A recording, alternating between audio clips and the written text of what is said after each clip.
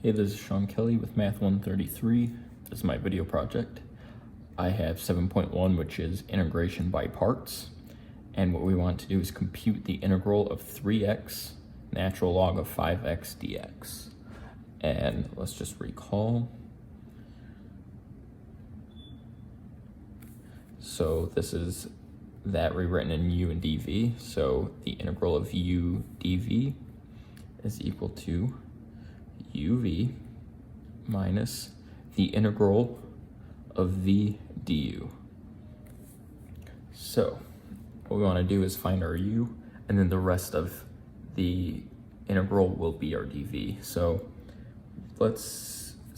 if we look at 3x and we try to use that, it will just leave us with 3, and that's of no use to us, because what we want to do is find some form of cancellation, because we can't integrate this without using integration by parts. So we want some form of cancellation to happen.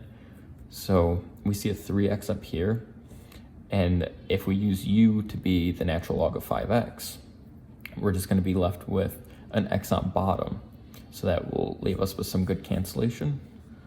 So let me split my paper. So let's say u is equal to the natural log of 5x, and that means that our du is now equal to 1 over x, because we'd have 1 over 5x, and then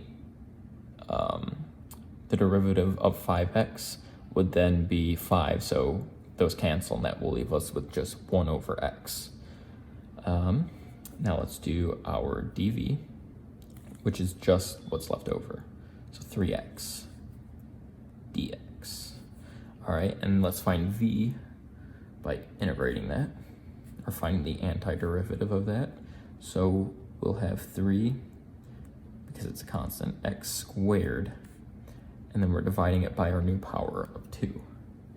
So now let's just plug in these values into our new integral. So let's see, u is going to just be the natural log of 5x times v, which is 3x squared all over 2, and then minus the integral of v, which is once again 3x squared over 2 times du, which is 1 over x. All right, so we see here that we get some cancellation. And now this is something that we can integrate, and that's what we're gonna do next. So let's do that. So this stays the same on this side. Then we get 3x squared over 2. All right, so now let's integrate 3x over 2. And we do that by, we do 3x raised to the next power, so 2. And then we divide it by the new power. So we're gonna have 2 times 2, which is just 4. Oops, sorry, I forgot to put my dx here. Dx will go away. And then we want to add our constant of integration. So let's just double check our work. So we set u is equal to the natural log of 5x, and we took the derivative of that and found it to be 1 over x. Now dv is equal to 3x dx, because that's what is left over. And so we find the antiderivative of that and get 3x squared over 2. And then we plug everything in, and that looks right. We had some nice cancellation. That's why we use integration by parts, because we couldn't compute this before, but now, because we had some nice cancellation, we can do that now. So here's the second part of the question, which says, true or false? The integral of f of x times g of x dx is equal to f of x times the integral of g of x dx plus g of x times the integral of f of x dx. So once again, we have to use our integration by parts.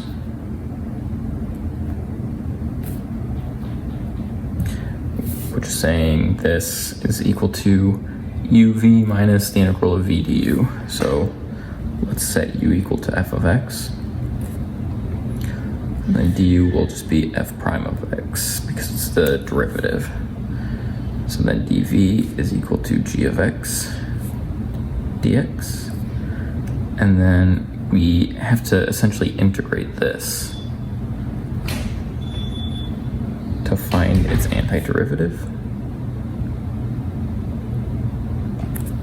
Okay, and let's just plug everything back into this integration by parts equation. So our u is f of x,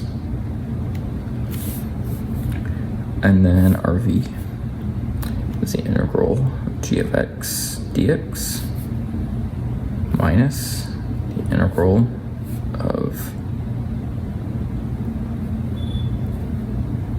the integral of g of x dx times f prime of x. Let's try to clean that up a little bit. Okay, so if we just compare these two together, they aren't the same. So we have an integral of this derivative of f of x. So if we integrate that, we would just get f of x back in return. And here it's still under this integral. And we have a plus here, we have a minus here. So no, we can say that it is false here. And we just found that out by using our integration by parts and setting u instead of equal to a function, we're setting equal to just this way of naming a function essentially. So f of x, and our dv is g of x dx. So we see that it is actually not the case and it is false. Hopefully that made sense, and good luck on the exam. So one quick thing about this, instead of writing the integral of g of x, it would be better to write g as capital G of x there as to show that it's the antiderivative of that. But if we plug that in, we still get that it is false.